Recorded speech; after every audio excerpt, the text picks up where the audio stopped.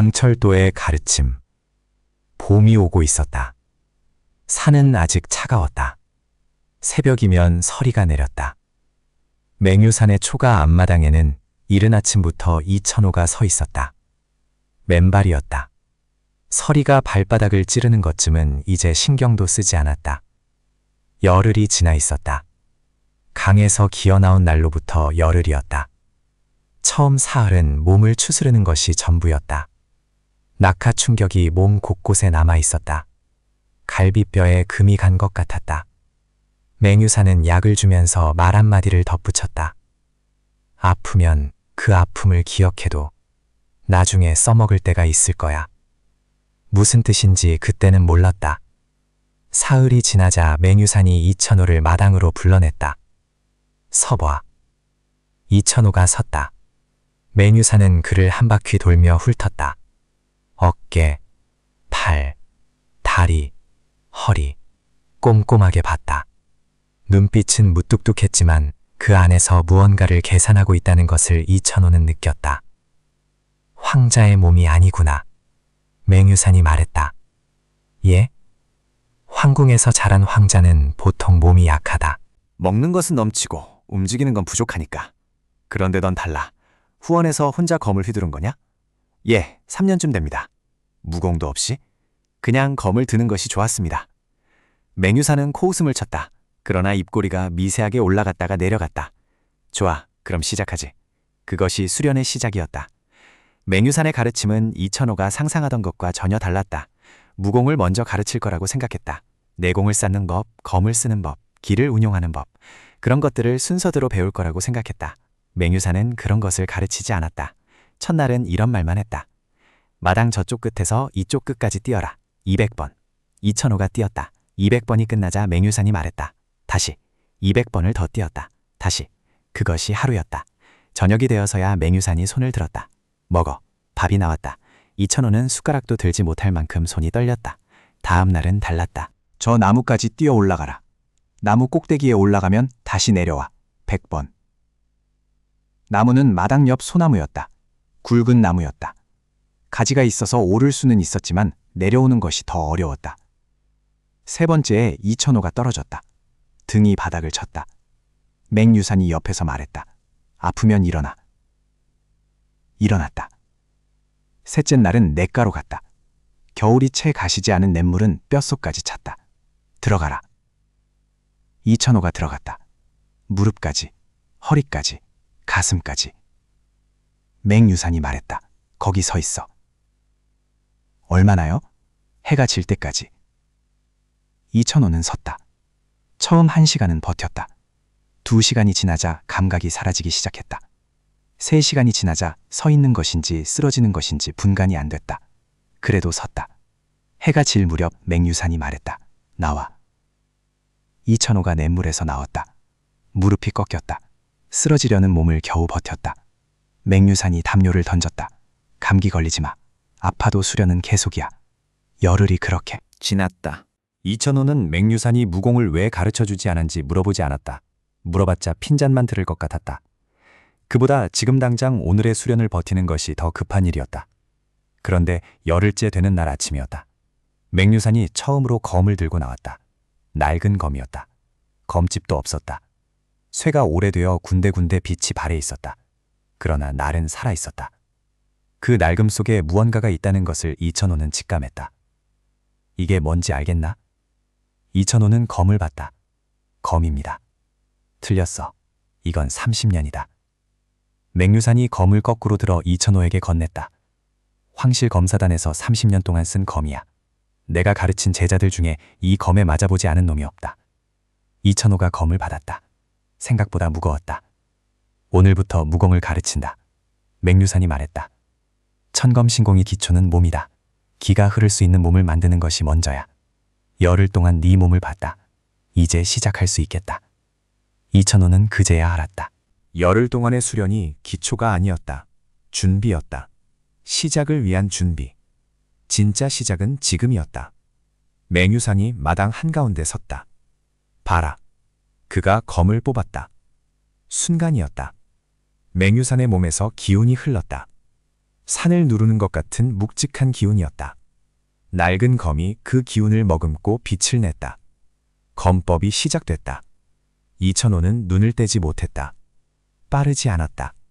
그러나 모든 동작이 낭비 없었다. 군더더기가 없었다.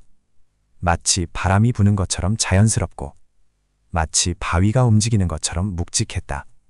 맹유산이 멈췄다. 이게 강철도의 첫 번째 형이다.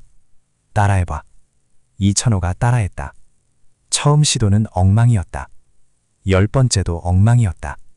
30번째에 맹유산이 다가와 이천호의 팔을 잡고 각도를 바꿔줬다. 말없이 바꿔주고 물러났다. 다시. 그것이 가르침의 방식이었다. 말이 아니라 몸으로, 몸이 아니라 반복으로 가르쳤다. 이천호는 해가 질 때까지 같은 형을 되풀이했다.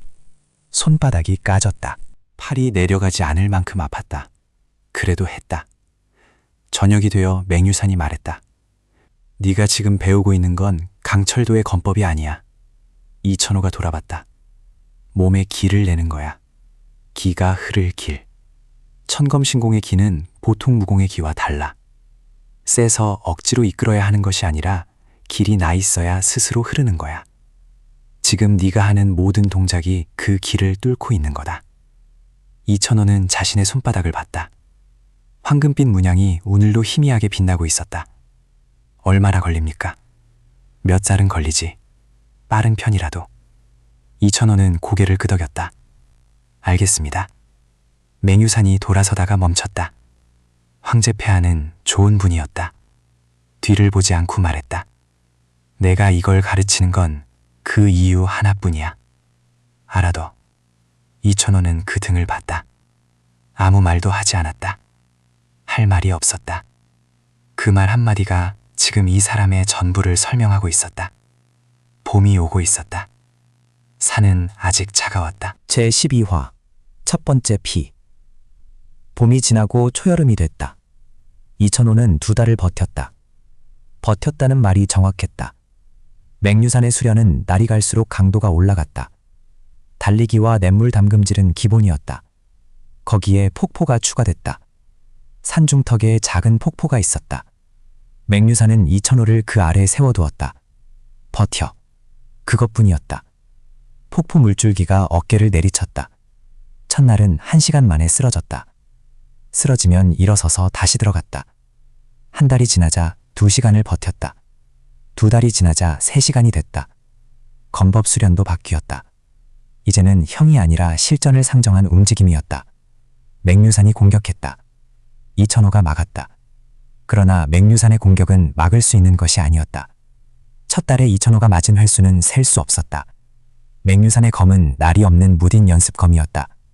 그러나 그 충격은 온몸에 멍을 남겼다. 맞을 때마다 맹유산이 말했다. 왜 맞았나? 이천호가 대답했다. 왼발이 늦었습니다.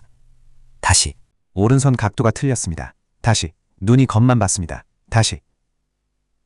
2달이 지나자 맞는 횟수가 줄었다.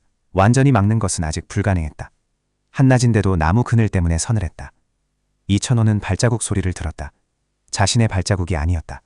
멈췄다. 소리도 멈췄다. 이천호는 숨을 고르며 주변을 살폈다. 나무 사이가 고요했다. 바람도 없었다. 새소리도 멎어 있었다. 새소리가 없다. 산에서 갑자기 새소리가 멈추는 것은 낯선 것이 들어왔다는 뜻이었다. 맹유산이 2달 전에 해준 말이었다. 그때는 흘려들었는데 지금 이 순간 그 말이 떠올랐다.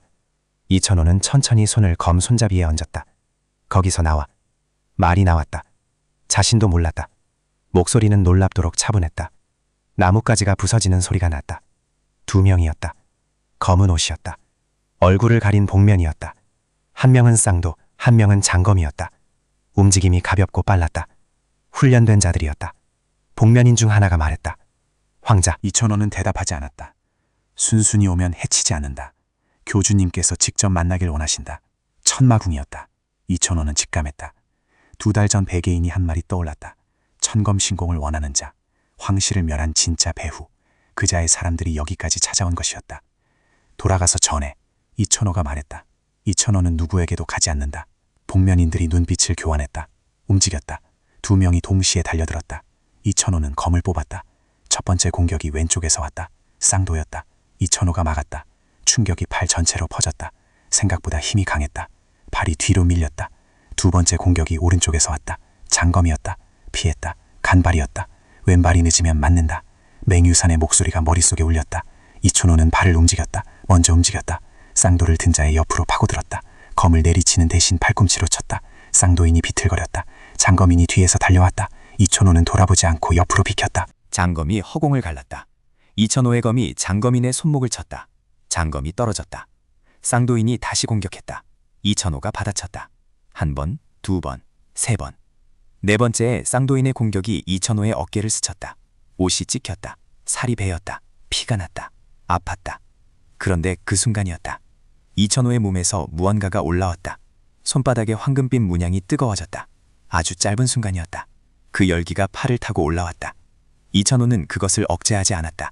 검이 움직였다. 쌍도인이 뒤로 날아갔다. 나무에 등을 부딪히고 쓰러졌다. 이천호도 무슨 일이 일어난 건지 정확히 알지 못했다. 손에 힘이 들어간 것뿐이었다. 그런데 그 힘이 보통 것이 아니었다. 장검인이 굳었다. 이천호가 그를 향해 검을 겨눴다.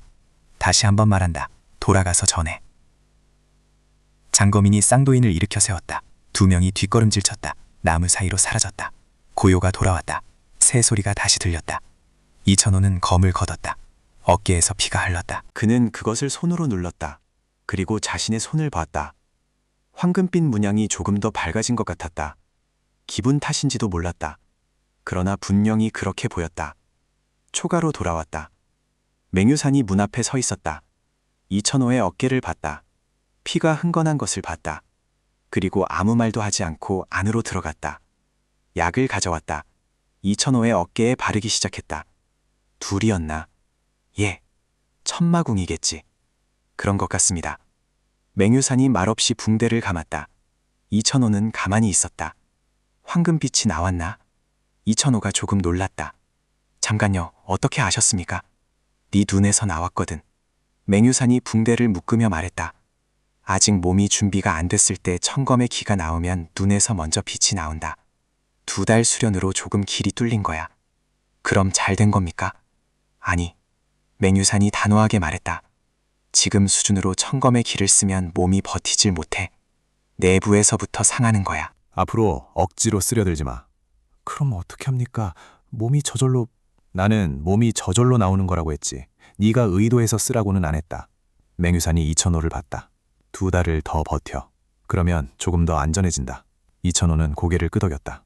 맹유산이 일어섰다. 그런데 돌아보며 말했다. 잘 싸웠다. 둘을 혼자 막은 거. 2달 전에 너로는 불가능했던 일이야. 그것이 전부였다. 칭찬이라면 칭찬이었다. 맹유산식의 칭찬이었다. 이천호는 그 말을 마음 한켠에 새겼다.